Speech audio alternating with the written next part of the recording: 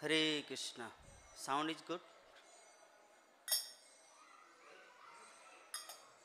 Hare Krishna, Hare Krishna, Krishna Krishna, Hare Hare, Hare Ram, Hare Ram, Ram Ram. Okay. Here. Okay.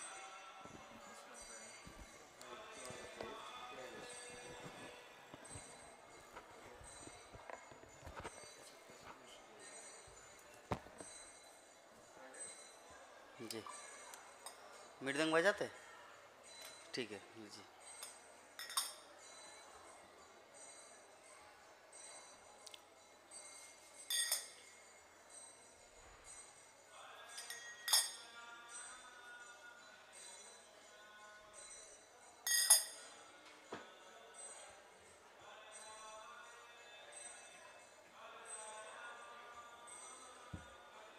ये नीचे रखें, उसके बाद रख देना वहाँ पर।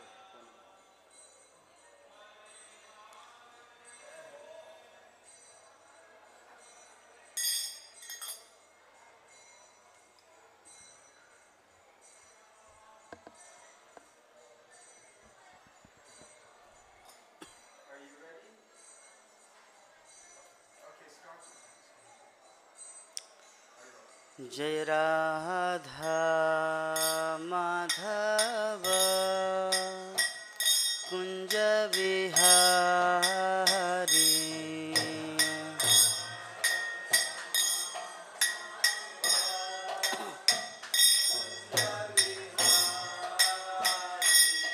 जय राधा माधव कुंज विहारी,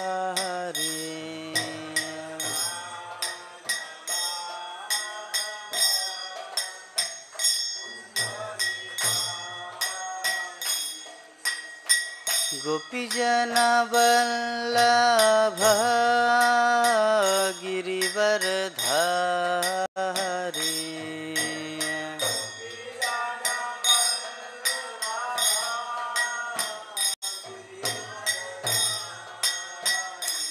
जय गोपीजन वल्लभ गिरिवरधारी,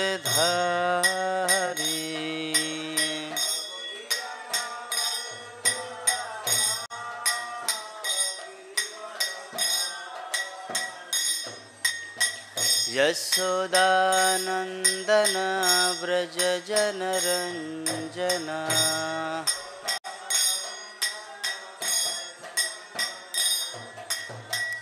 यशोदानंदन व्रज जनरंजना,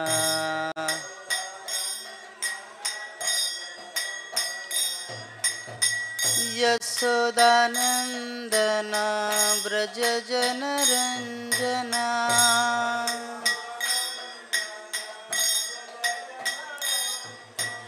यशोदानंदन व्रज जनरंजना,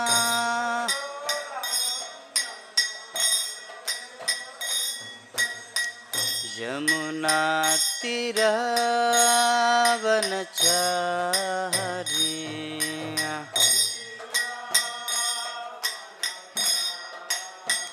यमुना तीरावनचारी,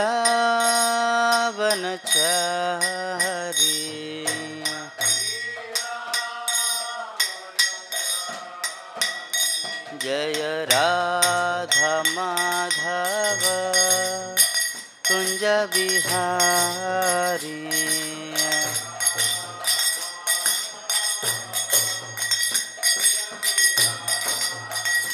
जय राधा माधव कुंज विहारी,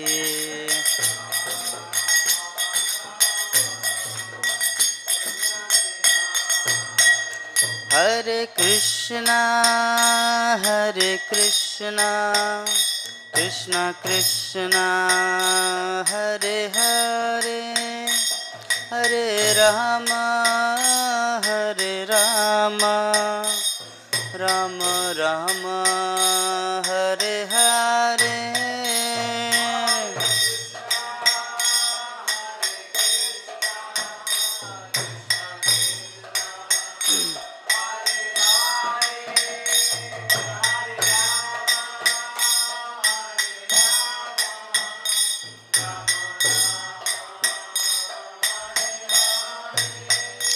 हरे कृष्णा कृष्णा कृष्णा हरे हरे हरे राम राम राम हरे हरे।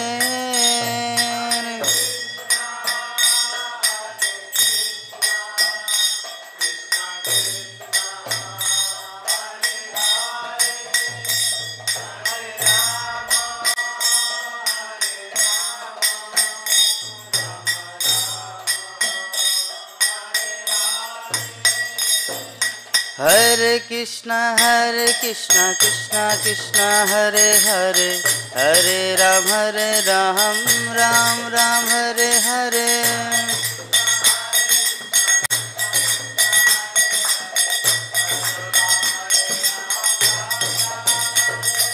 हरे कृष्णा कृष्णा कृष्णा हरे हरे हरे राम राम राम हरे हरे।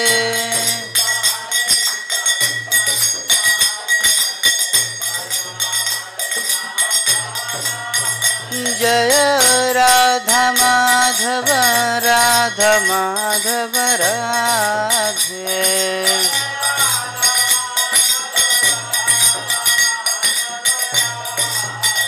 जय पंचतत्व जय पंचतत्व।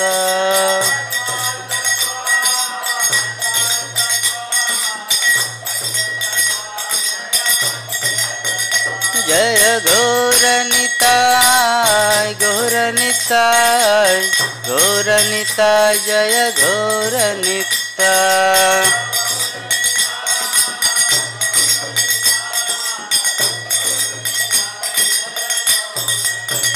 जय नृसिंहदेव जय नृसिंहदेव।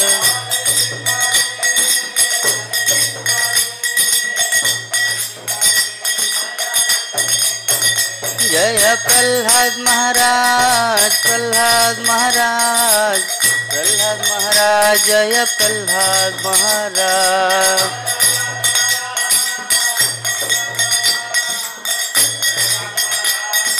जय जय प्रभुपाद।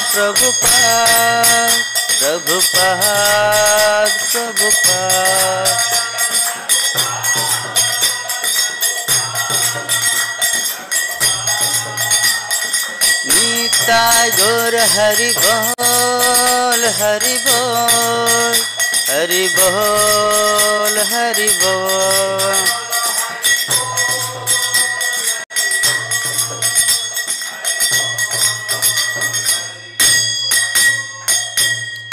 जय हरिनाम संकीर्तन की। जगत गुरु शिल प्रभुपाद की। समवेत गौर भक्तवृंद की। निताय गौर प्रेमानंदे। ओम अज्ञानतिमिरन्धस्य ज्ञानाञ्जनशलाकया चक्षुरुन्मीलितं येन तस्मै श्रीगुरुवे नमः। श्रीचैतन्यमनोभीष्टं स्थापितं येन भूतले स्वयं रूप कदा मह्यं ददाति शपदान्तिकम्। वन्देऽहं श्रीगुरु श्रीयुतपदकमलं श्रीगुरून् वैष्णवांश्च। श्रीरूपं साग्रजातं सहगणा रघुनाथान्वितं तं सजीवं साद्वैतं सावधूतं परिजनसहितं कृष्णचैतन्यदेवं श्रीराधा कृष्णपादान् सहगणा ललिता श्रीविशाखान्वितांश्च। नमो विष्णुपादाय कृष्णपृष्ठाय भूतले श्रीमते भक्तिवेदांत स्वामिनिति नामिने। नमस्ते सरस्वती देवे गौरवाणी प्रचारिणे निर्विशेष शून्यवादी पश्चात्देशतारिणे। हे कृष्ण करुणा सिंधु दीनबंधु जगत्पते गोपेश गोपिका कांत राधा कांत नमस्तुते।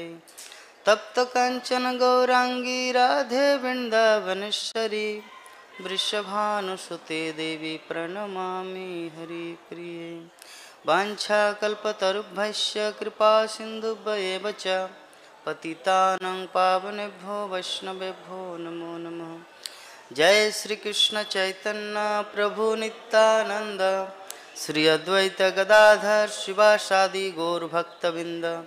हरे कृष्णा कृष्णा कृष्णा हरे हरे, हरे राम राम राम हरे हरे। ओम नमो भगवते वासुदेवाय। ओम नमो भगवते वासुदेवाय। ओम नमो भगवते वासुदेवाय। नारायणं नमस्कृत्य नरं चैव नरोत्तमं देवीं सरस्वतीं व्यासं ततो जयमुदीरये। नष्टप्रायेषु अभद्रेषु नित्यं भागवत सेवया भगवती उत्तम श्लोके भक्तिर्भवति नष्टिके।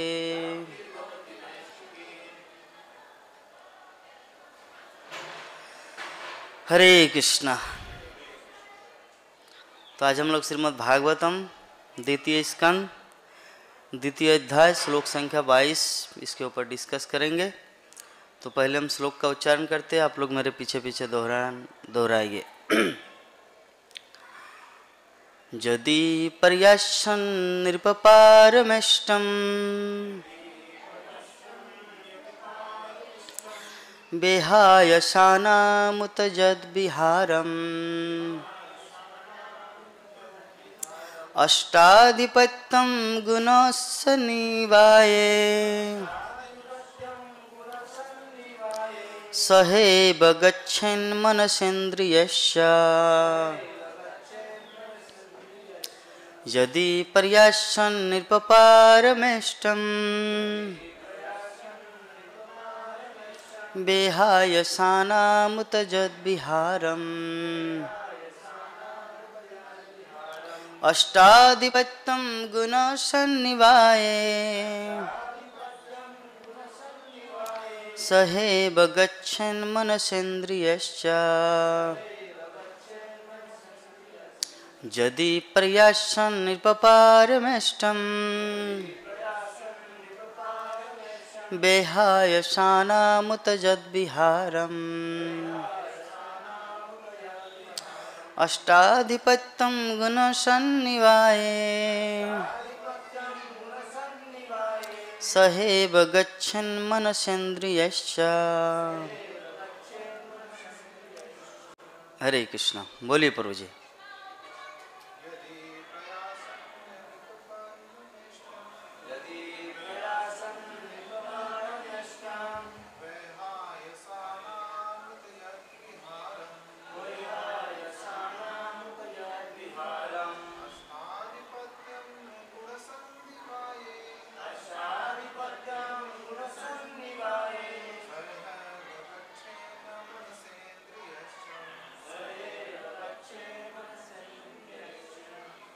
प्रभु जी, माता जी।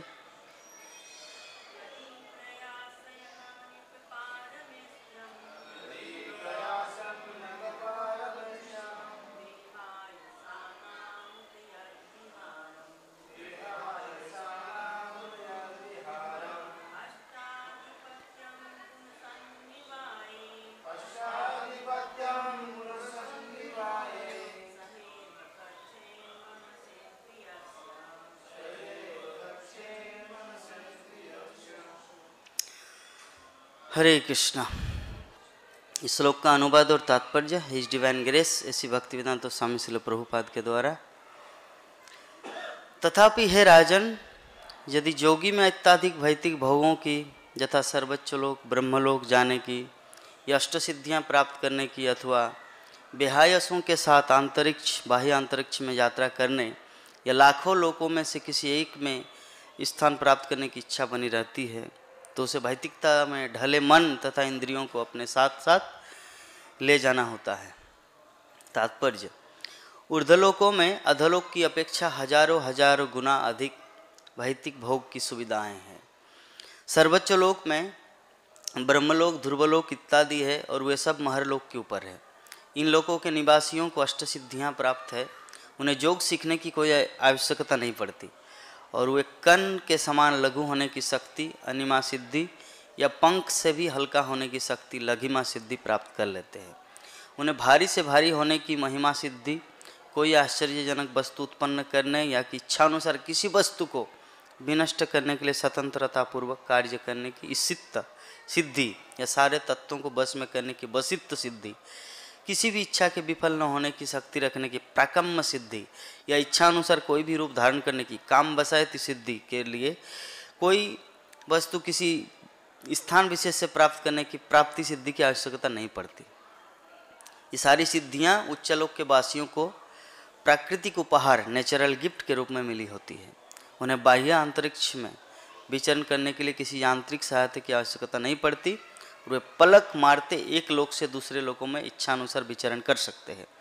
पृथ्वी के निवासी तो निकटतम लोक तक भी यांत्रिक यान तथा अंतरिक्ष यान के बिना यात्रा नहीं कर सकते, किंतु ऐसे उच्च लोकों के प्रतिभा संपन्न निवासी सारा काम आसानी से कर लेते हैं, क्योंकि भौतिकतावादी ऐसे लोकों में वास्तव में जो कुछ है उसका अनुभव प्राप्त करने के लिए उत्सुक रहता है।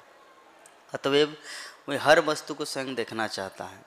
जैसे उत्सुक व्यक्ति पूरे संसार में घूमकर प्रत्यक्ष स्थानीय अनुभव प्राप्त करना चाहता है, उसी तरह अल्पज्ञ आध्यात्मिक व्यक्ति उन लोगों का कुछ अनुभव प्राप्त करना चाहता है जिनके विषय में उसने विस्मयपूर्ण बातें सुन रखी है। किंतु योगी अपने मन तथा इंद्रियों सहित वहाँ जाकर अपनी इच्छा आसानी से पूरी कर सकता है। भौतिकतावादी मनुष्य की मूल प्रवृत्ति भौतिक जगत पर प्रभुत्व जताने की है और यहाँ पर वर्णित सारी सिद्धियाँ भौतिक जगत पर प्रभुत्व की घोतक है। भगवत भक्त इतने महत्वाकांक्षी होते हैं नहीं होते कि मिथ्या तथा क्षणभंगुर घटना पर प्रभुत्व जताना चाहे। इसके विपरीत भक्त तो परम अधिष्ठाता भगवान श्री कृष्ण द्वारा शासित होना चाहते हैं। भगवान या परम अधिष्ठाता की सेवा करने की इच्छा आध्यात्मिक या दिव्य है और आध्यात्मिक जगत में प्रवेश पाने के लिए मनुष्य को मन तथा इंद्रियों की यह शुद्धि प्राप्त करनी होती है। भौतिकतावादी मन से मनुष्य ब्रह्मांड के सर्वश्रेष्ठ लोक में पहुंच सकता है, लेकिन वह भगवत धाम में नहीं जा सकता। इंद्रिय तृप्ति में रत न रहने पर मनुष्य इंद्रिय आध्यात्मिक रीति से शुद्ध कहलाती है। इंद्रियां कार्यरत रहना चाहती है और जब वही इंद्रियां भगवान की दिव्य प्रेमा भक्ति में पूर्ण रूप से पवित्र रहती है तो भौतिक दूषणों से कलुषित नहीं हो पाती। तो उपस्थित सभी वैष्णव भक्तों के श्री चरणों में मेरा दंडवत प्रणाम। वांछा कल्पतरुभ्यश्च कृपा सिंधुभ्यश्च पतितानां पावनं वैष्णवेभ्यो। तो कार्तिक महीना चल रहा है, हमारा दामोदर महीना। तो इस महीने में हम लोग रोज़ भगवान श्री श्री दामोदर अर्थात भगवान श्री कृष्ण को दीपदान करते हैं संध्या समय। तो ये कार्तिक महीने में आप सभी भक्तगण मायापुर धाम में आए हैं, बहुत सौभाग्य की बात है। तो हमारा ये जो अध्याय चल रहा है श्रीमद् भागवतम द्वितीय स्कंद द्वितीय अध्याय। द्वितीय अध्याय का नाम है हृदय में भगवान। हृदय में भगवान, सबके हृदय में भगवान है, लेकिन हम सबको अनुभव नहीं होता और कुछ कुछ महान भक्तों को ये चीज़ अनुभव होता है। तो इस क्लास के माध्यम से, भागवतम कथा के माध्यम से हम लोग उस जो हृदय में भगवान है इसको अनुभव कैसे करें, जिसके लिए हम लोग को रोज़ भागवत कथा सुनना पड़ता है। क्योंकि भगवान को तो डायरेक्ट इस आंखों से देखा नहीं जा सकता, उसके लिए कान जरूरी है। तो जब तक भागवत कथा नहीं सुनेंगे तब तक तो भगवान को देख नहीं पाएंगे, क्योंकि भगवान को देखने की आंखें हैं कान। इसीलिए रोज़ हम लोग भगवत गीता या श्रीमद् भागवतम या विभिन्न वैदिक शास्त्रों का अध्ययन करते हैं या श्रवण करते हैं, जिससे हम लोग हमारे हृदय में जो भगवान है वो प्रकाशित होता है। अन्यथा कोई दूसरा माध्यम नहीं है। तो ये जो प्रसंग है, सुखदेव गोस्वामी परीक्षित महाराज को गंगा के तट पर जो स्टेप बाय स्टेप कथा सुना रहे कि किस प्रकार भगवान श्री कृष्ण को प्राप्त किया जाए। तो डायरेक्ट तो कृष्ण भक्ति कृष्ण लीला के बारे में अगर परीक्षित महाराज को बोलेंगे तब तो उनको समझ में नहीं आएगा ना। जैसे हम लोग मैथमेटिक्स का जो सूत्र है, पहले सूत्र सीखते हैं 1 2 3 या बाकी जो H2O या A+B+2AB+B², ये जितना कुछ पहले सूत्र सीखना पड़ता है तब हम लोग मैथमेटिक्स सीख पाते हैं। इंग्लिश सीखने के लिए भी पहले वर्ड सीखना पड़ता है। एलिफेंट मतलब हाथी है ना, फैन मतलब पंखा। तो इस प्रकार वर्ड जब तक नहीं सीखेंगे तब तक इंग्लिश भी नहीं सीख पाएंगे। उसी प्रकार मैथमेटिक्स सीखने के लिए सूत्र चाहिए। तो उसी प्रकार भगवान की लीला को समझने के लिए भी कुछ तथ्य चाहिए, सूत्र चाहिए। तो सुखदेव गोस्वामी परीक्षित महाराज को ये सब स्टेप बाय स्टेप सिखा रहे हैं।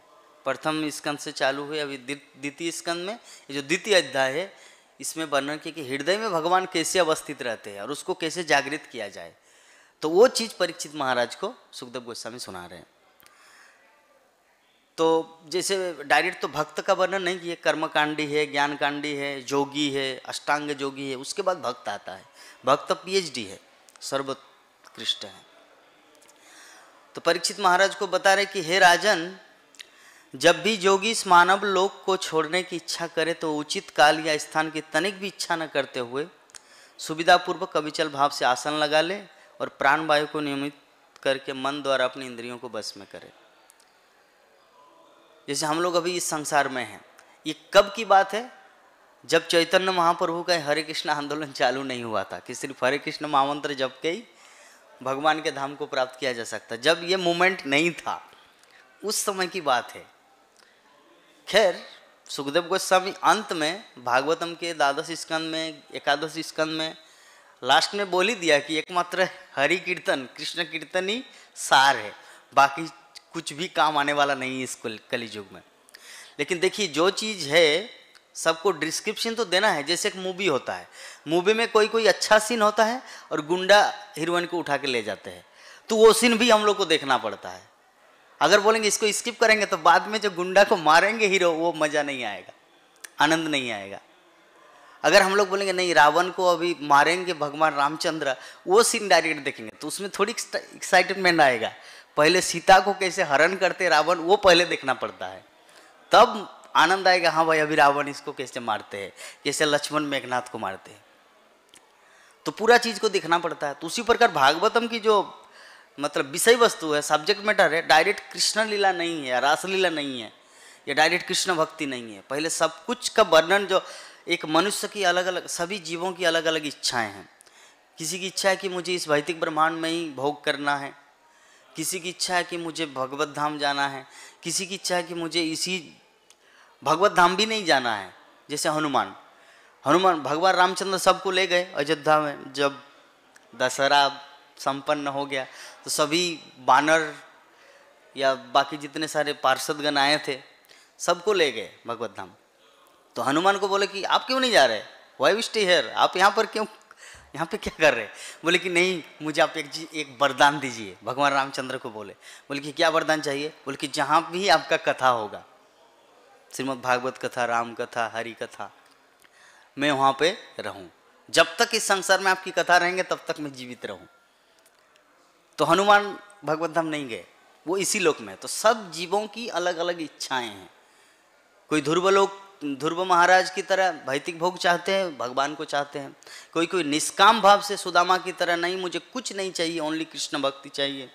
हरिदास ठाकुर के जी, मुझे भौतिक संपद कुछ नहीं चाहिए, ओनली हरिनाम चाहिए। तो सबकी अलग अलग इच्छा है। कोई भागवत कथा में रुचि लेता है, कोई हरिनाम में रुचि लेता है, तो अल्टीमेटली सभी भक्ति में रुचि लेता है। तो यहाँ पर जो हमारे वैदिक साहित्य में विभिन्न जीवों की विभिन्न इच्छाएं व्यक्त किया गया है। ऐसा नहीं कि सिर्फ कृष्ण भक्ति दिया गया है। अगर सिर्फ कृष्ण भक्ति दिया होगा तब तो पूरे संसार में 850 करोड़ जनसंख्या सभी इस्कॉन डिवोटी होते। बाकी सारे सत्संग, राधा स्वामी सत्संग, ये सत्संग, वो संग, ये तो होता ही नहीं संसार में।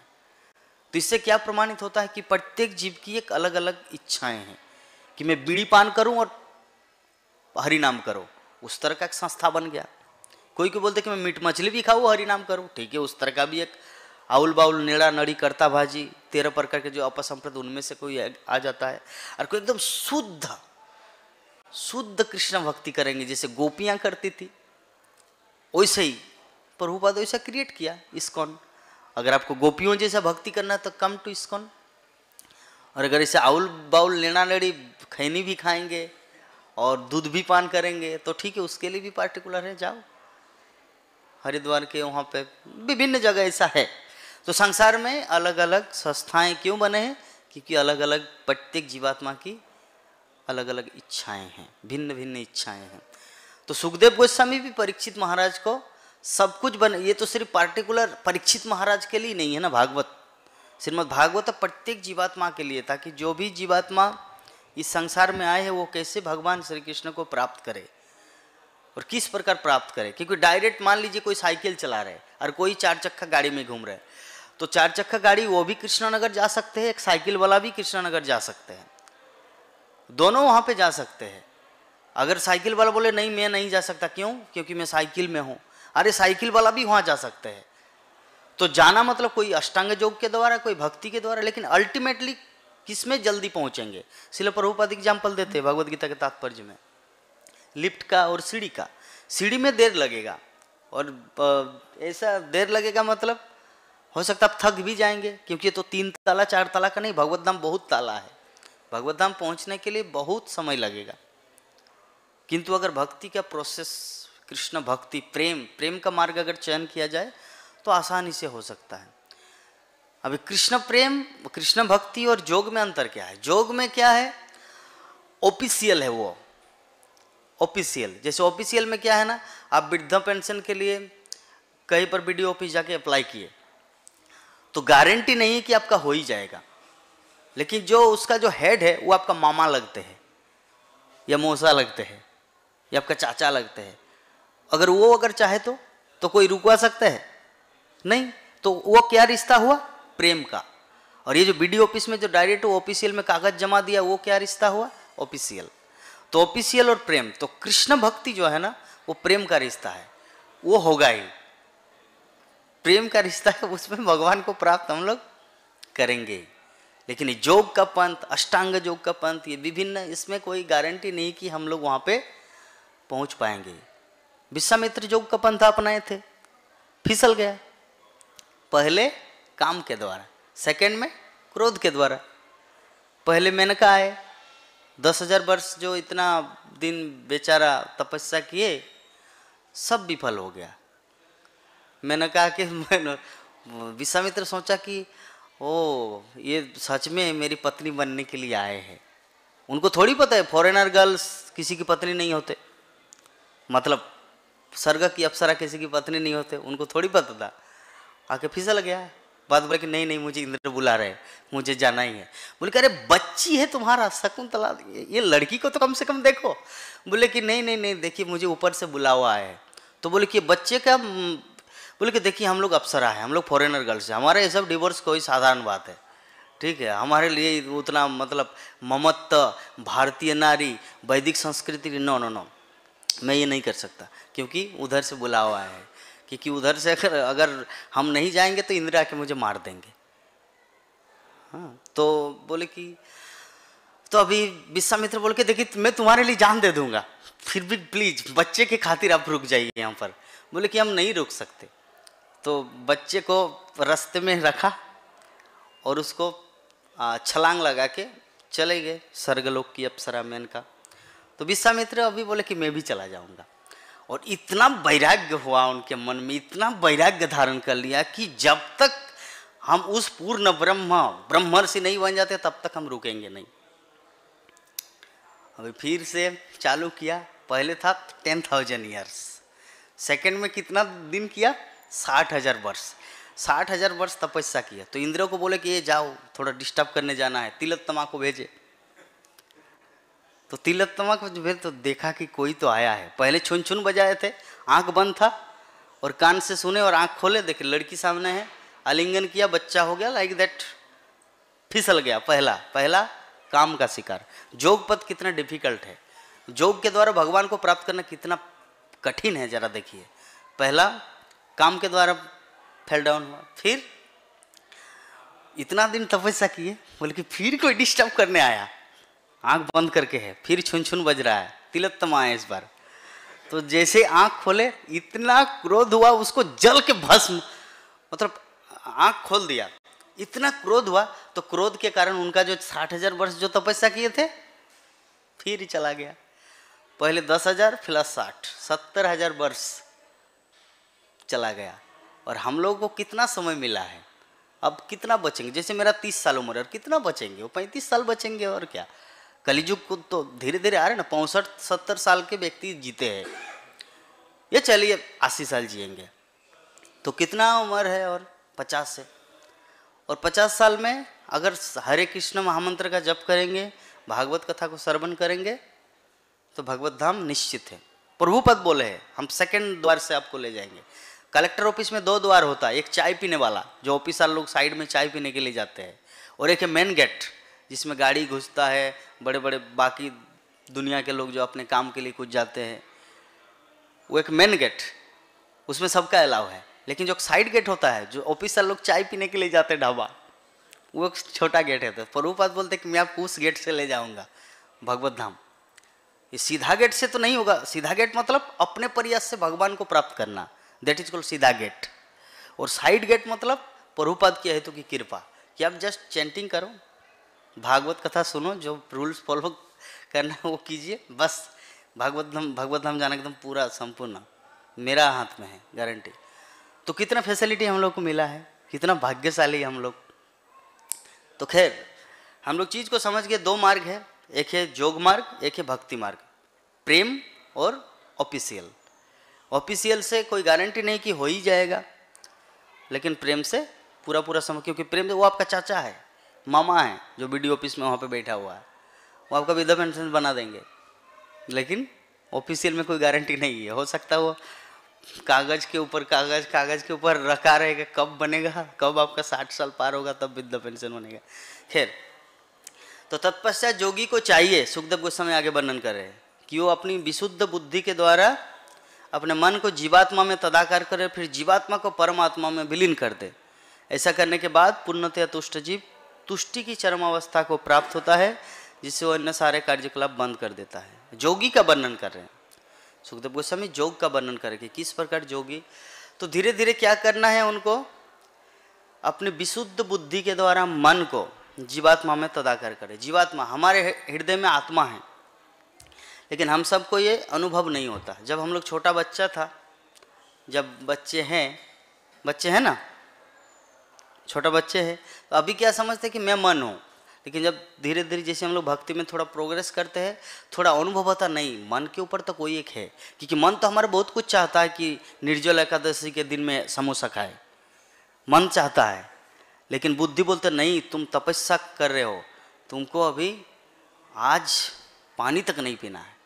तो इससे हम लोग को एक चीज़ अनुभव हुआ कि मन के ऊपर बुद्धि है। तो यहाँ पर वही सुखदेव गोस्वामी बोले कि बुद्धि को क्या करना है, जीवात्मा में तदाकार करना। तदाकार मतलब उसके साथ मिलाना है। मन से बुद्धि, बुद्धि से आत्मा, अनुभव करना है। फिर जीवात्मा को परमात्मा में विलीन कर दे, अर्थात फिर उसको परमात्मा भगवान श्री कृष्ण से कनेक्ट करना है। तो धीरे धीरे रियलाइजेशन आता है। जितना हम लोग भक्ति जीवन में प्रगति करेंगे उतना ये हमारा अनुभव आएगा। ऐसा नहीं कि आज हम लोग 16 माला जप कर लिए, कल 64 माला जप कर लिए, तो परसों दिन हम लोग आत्म साक्षात्कार प्राप्त कर लिए। नहीं, ये आत्म साक्षात्कार का जो मार्ग है ना, बहुत कठिन है, बहुत दिन लगता है। लेकिन हरे कृष्ण महामंत्र जो है ना, वो समस्त वैदिक शास्त्रों का सार है। जैसे हम लोग उसको श्रवण करते हैं और जब कर्णरंध्र के द्वारा हृदय में प्रवेश करता है, तो आत्मा का ज्ञान, जो आत्मज्ञान, वो धीरे धीरे प्रकाशित होता है। आत्मज्ञान धीरे धीरे प्रकाशित होता है। प्रभु जी बुक लाइए।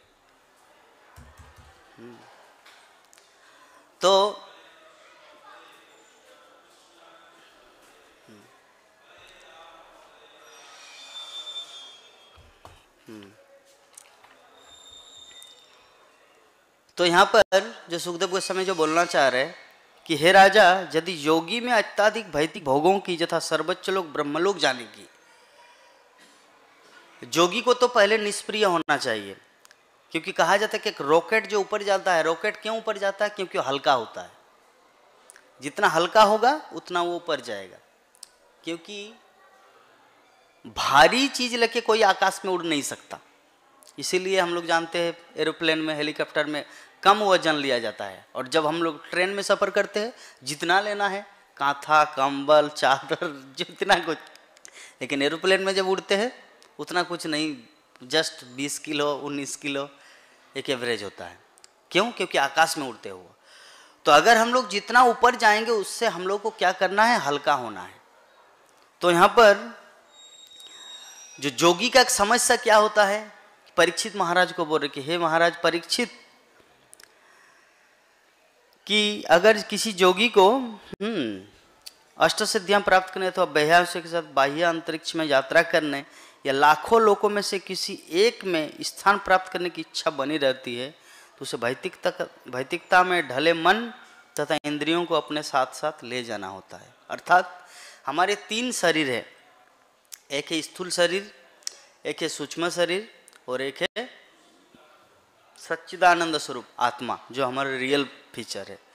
तो इतने सारे योग, ध्यान, भक्ति, साधना, जप, मंगल आरती, ये सब का उद्देश्य क्या है? उस सच्चिदानंद स्वरूप को प्रकाशित करना, पुनः उसमें साक्षात्कार होना। मनुष्य जीवन का ये उद्देश्य है। जलचर प्राणी से बंचर प्राणी कैसे मतलब डेवलप होता है? 84 लाख जोनी। जलचर से वो बंचर बनता है, जैसे मछली, उसके बाद वो पेड़ पौधा बनते हैं। पेड़ पौधा से धीरे धीरे कृमि कीटी, आपका गिरगिट, टिकटिकी, आपका चूहा, खरगोश, ये सब बनते हैं। फिर वो धीरे धीरे वो 4 अर्थात गाय, बाघ, भालू, सुअर, कुत्ता, बिल्ली, ये इसमें डेवलप होता है। फिर वो गाय, बंदर वगैरह, फिर अंत में वो आते हैं मनुष्य। जैसे जो पशु होता है उसका 2 पैर और 2 हाथ दोनों जमीन पे रहता है, और जब वो थोड़ा उच्च चेतना प्राप्त करते तो 2 पैर नीचे हो जाता है, 2 पैर ऊपर, अर्थात ये हमारे हाथ। तो हम लोग पशु से बढ़कर नहीं है, ऐसा मत सोचिए कि हम लोग बहुत बड़े उन्नत है। अगर कृष्ण भक्ति वो व्यक्ति नहीं करता तो पशु से पशु ही है। महाभारत में क्या कहा गया है कि धर्मेण हीना पशु भी नराणाम, अर्थात किसी व्यक्ति के जीवन में अगर धर्म न हो तो पशु ही है। एक पशु होता है चतुर्भुज और एक पशु होता है द्विभुज। तो हम लोग द्विभुज वाला पशु है। अगर कृष्ण भक्ति करेंगे तो और ऊपर डेवलप करेंगे। जैसे डेवलप कैसे होता है? 84 लाख जो नहीं, जलचर से बंचर, बंचर से 4 पहिया मतलब 4 पैरों वाला, फिर ऐसे करके 2 पैरों में आ गए। अब इसके आगे का स्टेप क्या है?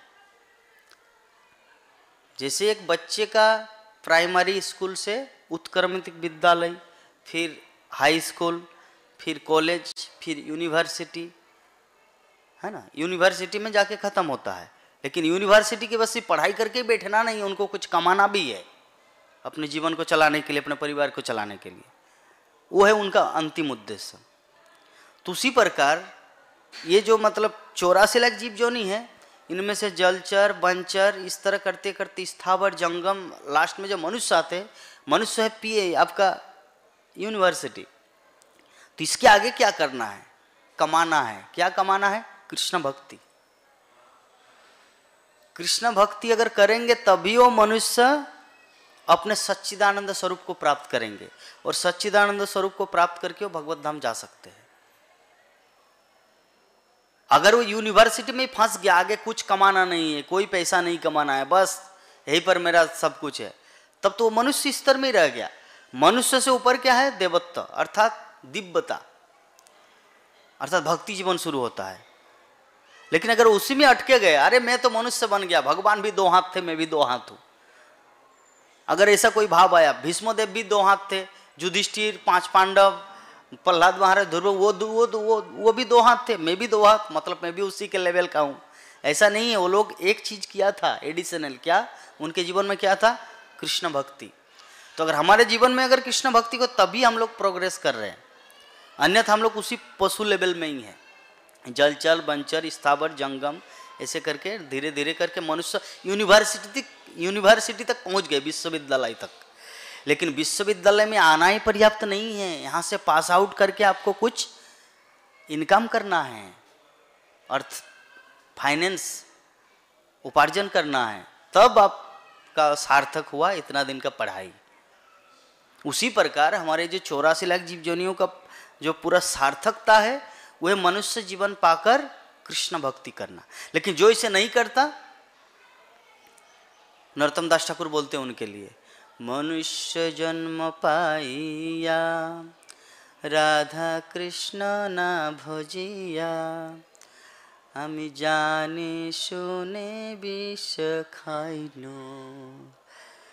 श्रील प्रभुपाद को एक इंटरव्यू में एक संपादक ने पूछा, श्रील प्रभुपाद आपका सबसे बेस्ट सॉन्ग क्या है, मतलब गाना। जैसे सबका होता है ना, कोई बोलता आपका गाना क्या है, बोले मेरा अल्ताफ राजा का परदेसी परदेसी जाना नहीं, कोई बोलते ये। अच्छा आपका क्या गाना है, किशोर कुमार का कब के बिछड़े। अच्छा आपका गाना क्या है, तो सबका एक अलग अलग फेवरेट सॉन्ग होता है। तो श्रील प्रभुपाद को पूछा लॉस एंजलिस में, आपका सबसे बेस्ट सॉन्ग क्या है, तो प्रभुपाद ने गाया, हरी हरी विफले मनुष्य जन्म गयाइनु, मनुष्य जन्म पाइया राधा कृष्ण न भजिया, আমি জানে শুনে विष खाइनु। अर्थात नरोत्तम दास ठाकुर क्या बोल रहे हैं कि हरि हरि विफले जन्म गंवाइनु, मतलब मैंने अपना जीवन व्यर्थ ही गंवा दिया। क्यों? मनुष्य जन्म पाइया, मनुष्य जीवन पाकर राधा कृष्ण ना भजिया, राधा कृष्ण की भजना नहीं किए, अर्थात राधा कृष्ण हरे कृष्ण महामंत्र का सेवा नहीं किए, मैंने नहीं जपा। हम जाने सुने विष खाइनु, मैंने जानबूझ के विष पान किया। ठीक है। तो शिल प्रभुपाद जो पूरे जगत में जगत गुरु, पूरे विश्व को कृष्ण भक्ति दिया, इन्होंने हमारे लिए एक वंडरफुल गिफ्ट छोड़ा, हरे कृष्ण महामंत्र, अर्थात अमृत दे के चला गया। उस अमृत को अगर हम लोग एक्सेप्ट नहीं करें तो हम लोग, दो चीज होता है, या तो अमृत खाओ, और अमृत अगर नहीं खाएंगे तो विष, क्योंकि दो ही चीज है संसार में, अमृत और विष, उसके मिडिल में कुछ नहीं है। अगर अमृत खा रहे तो आप विष से मुक्त है, और विष खा रहे मतलब आप अमृत से दूर है। अगर कृष्ण भक्ति कर रहे हैं तो आप अमृत पान कर रहे हैं, कृष्ण भक्ति नहीं कर रहे मतलब आप विष पान कर रहे हैं। दो ही चीज है, मिडिल में कुछ नहीं, इसमें तटस्थता नहीं है। जीवात्मा का जैसे तटस्था शक्ति, जीव शक्ति और भगवत शक्ति क्या है, अंतरंगा बहिरंगा और तटस्था। अंतरंगा मतलब भगवत धाम, बहिरंगा मतलब भौतिक जगत, और तटस्था मतलब जीवात्मा, इधर भी जा सकते उधर भी जा सकते। लेकिन अमृत और विष के बीच में कोई मिडिल नहीं है, इसमें कोई तटस्था नहीं है, दोनों में से एक आपको करना ही है, या तो विष पान करो या तो अमृत पान करो। तो अमृत पान है कृष्ण भक्ति, और विष पान है ये मटेरियल वर्ल्ड का सांसारिक भोगाशक्ति में अपने आप को बनाए रखना, यह विष पान करना। तो जो जोगी होते हैं, हम लोग को डिस्कस कर रहे थे 3 शरीर के ऊपर, स्थूल शरीर, सूक्ष्म शरीर और सच्चिदानंद स्वरूप। तो स्थूल शरीर क्या है, ये हमारा बॉडी, जिसमें 2 हाथ है, 2 पैर है, आँख है, नाक है, कान है, ये है स्थूल शरीर। और एक शरीर है वो है सूक्ष्म शरीर। जब हम लोग सो जाते हैं रात को, तब एक दूसरा शरीर काम करता है, सपनों की दुनिया में हम लोग भ्रमण करते हैं, वो एक शरीर है, वो है सूक्ष्म शरीर। ये शरीर के नाश होने पर भी वो बने रहेगा। एक है स्थूल शरीर कोट, सूक्ष्म शरीर 60, और सच्चिदानंद शरीर अंदर में जो बॉडी है। तो जोगी जन क्या करते हैं, सुखदेव गोस्वामी परीक्षित महाराज को बोलते हैं कि जोगी जन कि उसमें भौतिकता में ढले मन तथा इंद्रियों को अपने साथ साथ ले जाना होता है।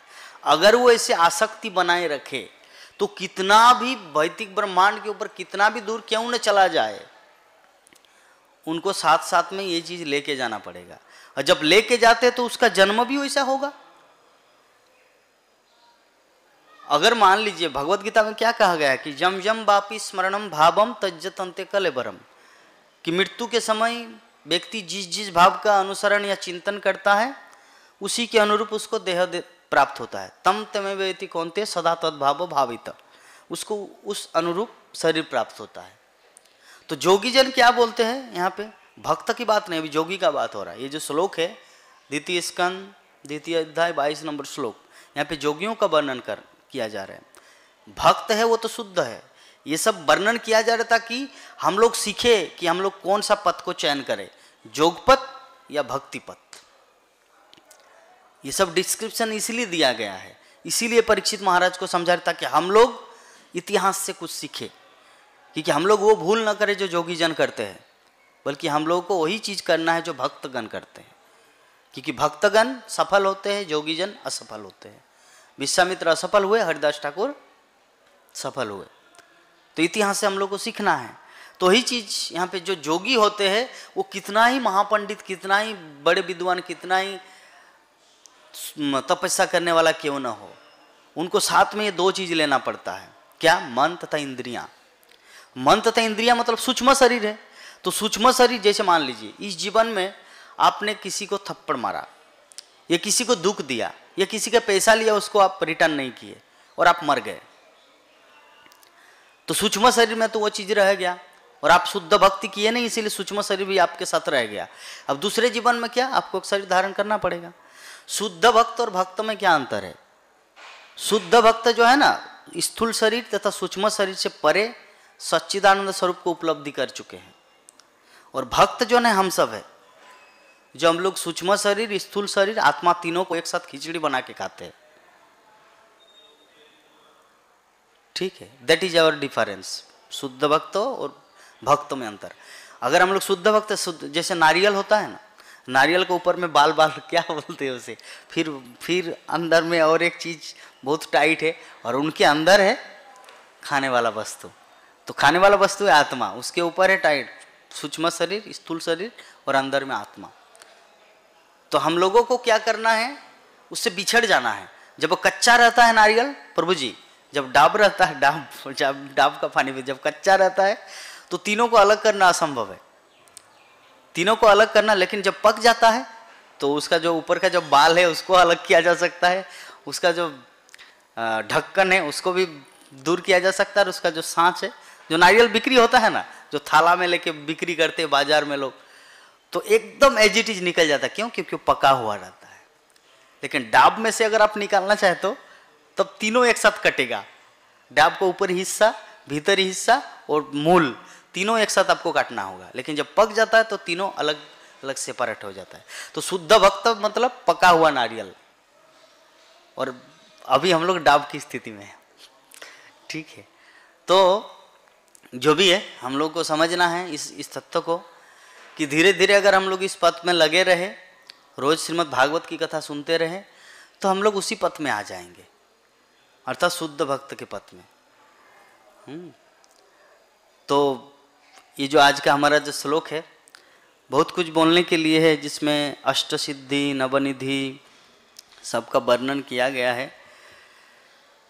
तो भक्तगण, अभी हमारे पास 10 मिनट समय है। अगर किसी भी प्रकार का कुछ प्रश्न हो, any type of question related to this subject matter और एनीथिंग। अभी दामोदर महीना भी चला, बोलिए प्रभु जी। हरे कृष्ण। अच्छा,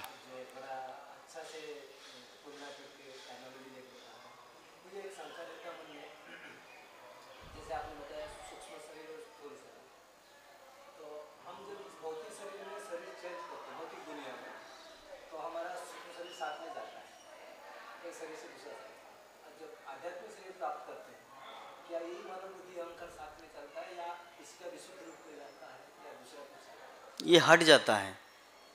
जैसे आपका जो प्रश्न ये है कि जब तक हम लोग इस भौतिक धरातल में हैं तब तक, जैसे अभी हम लोग को बकरी का शरीर मिला है, तो बकरी के शरीर में भी भौतिक स्थूल शरीर है, सूक्ष्म शरीर है, आत्मा है। तो बकरी का शरीर जब छूट जाएगा तो वो जो सूक्ष्म शरीर है, भगवान या तो कृपा करके उनको मनुष्य शरीर में डाल दे, क्योंकि उनकी चेतना, वो बकरी जो है ना, किसी दूसरे का कुछ खराब नहीं किए, मतलब वो थोड़ा सा एकदम सीधा साधा। तो भगवान बोले कि क्यों, कितना दिन बकरी के शरीर में रहेंगे, चलो इनको मनुष्य शरीर में ला देते ताकि मेरी भक्ति करके मेरे पास आए। तो हो सकता है बकरी को मनुष्य शरीर में दिया, तो वो जो सूक्ष्म शरीर है वही सूक्ष्म शरीर यहाँ पे कन्वर्ट हुआ, वही आ गए। स्थूल शरीर छूट गया, स्थूल शरीर बदलता है, सूक्ष्म शरीर नहीं बदलता। तो सूक्ष्म शरीर वहाँ पे आए। तो जब वो मनुष्य जीवन प्राप्त किया, तो मनुष्य जीवन प्राप्त करने के बाद जब वो शुद्ध भक्तिमय सेवा करता है, तो वो जो सूक्ष्म शरीर है पूरी तरह से कन्वर्ट होकर एकदम पूरा आत्मा के साथ विलीन हो जाता है। अर्थात वो भौतिकता नहीं रहता, वो आध्यात्मिक बन जाते। ये जो मन अभी हमारे साथ है, वो मन पूरा कृष्ण चेतनामय बन जाता है। और वो 2-3 चीज नहीं, जैसे मन, बुद्धि, अहंकार, तीनों चीज रहता है। बुद्धि तो आत्मा में भी बुद्धि है, और हमारे पास भी बुद्धि है, भगवान के पास भी बुद्धि है, एक कुत्ता के पास भी बुद्धि है। बुद्धि रहेगा हर जगह। मन भी रहेगा, भगवान में भी मन है, मेरे पास भी मन है, पशु में भी मन है। अहंकार भी रहेंगे। कुत्ता है वो थोड़ी सोचेगा अरे मैं जीवात्मा हूँ, I am spirit soul, I am not this. कुत्ता थोड़ी बोलेगा, कुत्ता बोले आई एम डॉग, उनके पास भी अहंकार है। बकरी के पास आई एम गोट, मैं भी बकरी हूँ। मनुष्य बोले कि मैं भारतीय हूँ, मैं राशियन हूँ, उसके पास भी अहंकार है। लेकिन वो जब शुद्ध भक्तिमय सेवा चालू करता है, शुद्ध भक्तिमय जीवन बीता, तब वो जो है ना material mind, intelligence and false ego will become convert, मतलब वो पूरी तरह से कृष्ण भावनामय बन जाता है। हाँ, वो चीज रहता ही है, मिथ्या अहंकार से सत्य अहंकार में परिवर्तित होता है। लेकिन मन, बुद्धि, वो तीनों चीज जो है ना ट्रांसेंडेंटल, दिव्य बन जाता है। हरे कृष्ण। और प्रभु जी, बहुत दिन बाद आए प्रभु जी आप क्लास में। माता जी, यू हैव एनी क्वेश्चन? ठीक है, तो आज की कथा को यहीं पर हम लोग विराम देते हैं। ग्रंथराज श्रीमद् भागवत महापुराण की, जगत गुरु शिल प्रभुपाद की, अनंत कोटि वैष्णव भक्तबिंद की, समवेत गौर भक्तबिंद की, निताई गौर प्रेमानंदे। हरि हरि बोल, हरि।